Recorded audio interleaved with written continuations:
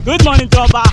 Day 21 ang ating pagbabike, mga tropa, para sa ating content na mabawi yung 40,000 na ginamit natin sa pagbili ng fat bike. So as of today, mga tropa, nakatipid na tayo ng 1,890 pesos at meron na lang tayong 134 days para mabawi natin yung 40,000 pesos. Tara, pasok na tayo ng trabaho. Pero bago tayo pumasok ng trabaho, dadaan muna tayo doon sa pinagbilang ko nitong bike. May papaayos tayo. Tara, let's go! So ngayong araw, mga tropa, magpapaayos muna tayo ng bike. May tumutunog kasi sa kadena.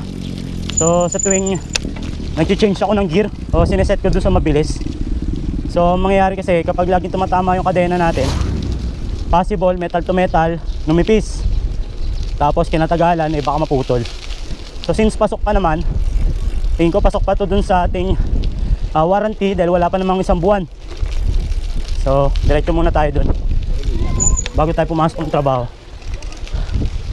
Let's go. So dito nga pala muna tayo sa Barangay Banlik. So dito ko binili yung bike sa may Barangay Banlik. Tapos hahapit tayo. Medyo late na tayo umalis ng bahay. Pero feeling ko saglit lang to kasi sila alam nila to eh. Eh since tayo beginner pa lang, hindi ko pa alam yung mga gagalaw yung mga tornilyo. Oh, may harang.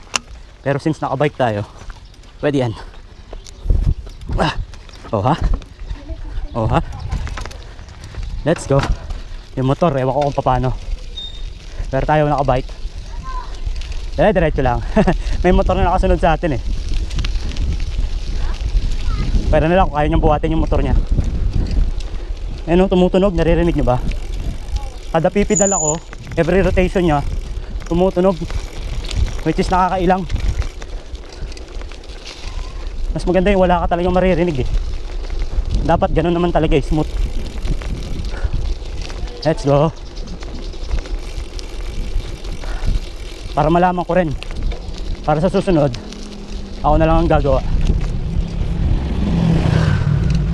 You know, maganda kasing walang ingay yun, para pag sa susunod din napalaban tayo, hindi tayo may iiwan tapos wala tayong tunog na maririnig kada magpapadyak tayo. Malapit na tayo. Woo! Let's go, ton, let's go. So kahapon gamit natin si Taba, ngayon si Payat naman, yung ating gravel bike.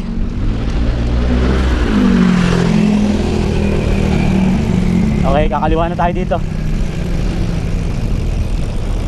Kanina inayos ko na rin yung preno nito eh. In-adjust ko na. Gawa ng mahina na magpreno, parang napudpud na. Let's go. Sana hindi tayo malate. Sana saglit lang tirahin.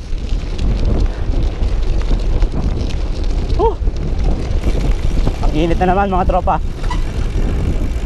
Pero ayan naman, basta lagi lang tayong pleto sa tulog, may proteksyon sa kamay, sa ulo, sa hita, may tubig. Malaki yan, ton. Malaki ng truck na dumadaan dito. Eh hindi nagtatagal yung mga kalsada namin.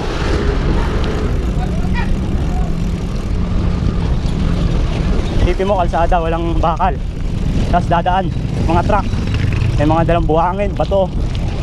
Ayun oh, wala talaga. Sisira talaga ang kalsada. Okay, lapit na tayo.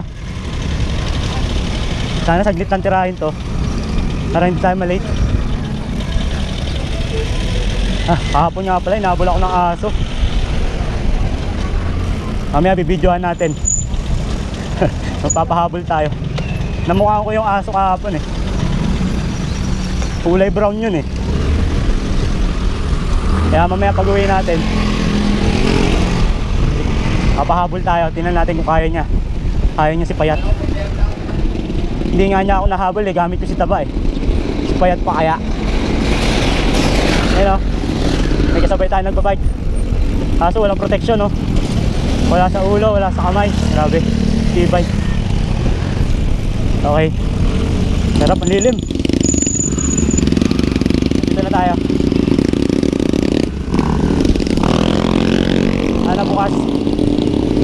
bukas. Ayun, bukas naman. Magtatanong tayo. Sana pasok pa sa warranty to. Ano ba warranty natin sa bike? Ilang buwan? 1 month warranty Ah, na. may papa-adjust lang ako. Sa kadena lang. Tapos ngayon sa'yo. 1 month na ba yun? Ano ba yun? Yung fact bike mo? Hindi, yung isa. Tingin mo. May resibo naman ako, teka lang. Off ba yung dashcam mo, sir? Nakalimutan. Alam mo, sumikat ka. Pag nag-change gear ako dito, sa pinaka, dito, tumatama dito eh. Paano ba i-adjust? Ano po? Oh, maingay. Nakayas po. Oo, nakakayas. Tama, pag i-ano mo dito. Sige, hawa ko. Ayan o. Ayan o. Rinig mo? Makayas, di ba? Pag dito sa pinakamabilis. Pagka na dinidilan niya si Oo. Ilang ako eh. Yup. Ayos na? Tapos try nyo. Ayos na yan. Na-try mo na eh. Kits.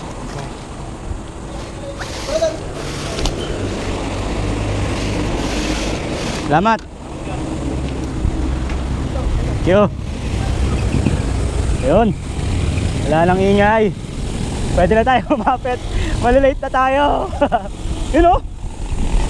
Alright. Woo! Sana lang hindi tayo malate mga tropa. Balis tayo sa bahay. 1:45 na. Tapos medyo matagal yung setup. Kasi chinek na yung isa-isa. Intention. Woo! Sana lang talaga hindi tayo malate. Day 21 na ng pagbabike natin mga tropa.